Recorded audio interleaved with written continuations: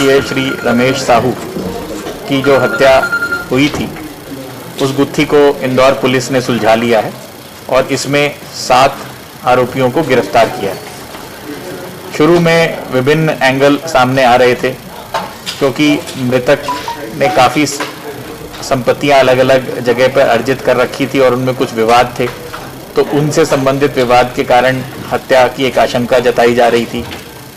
उनके हाथ पर ब्लैकनिंग टैटूइंग पाई गई, तो फॉरेंसिक एंगल से एक सुसाइड की संभावना भी व्यक्त की गई थी। परंतु अंत में जब पुलिस ने इसमें आरोपियों को गिरफ्तार किया तो पता चला कि यह घटना डकैती के उद्देश्य से की गई है, जिसमें कि कुल 8 व्यक्ति सम्मिलित थे, जिनमें से 7 को पुलिस ने गिरफ्तार कर लिया है। में बहुत नज़दीक से मारा गया था। दूसरा, उसके मारने वाले के हाथ में भी ऐसा लग रहा था जैसे कि ब्लैकनिंग टैटू और जो उसमें गन पाउडर थे, उससे भी एक भ्रम की स्थिति पैदा हुई। दूसरे, बहुत सारे इनके संपत्ति संबंधी विवाद थे। बहुत सारे कई जगहों पे इस तरह की शिकायतें थी। पिछले कई सालों में कई लोगों से विवाद चल रहे थे। दूसरी आशंका, इसमें संपत्ति संबंधी विवाद से जुड़े हुए मामलों का होना एक संभावित था।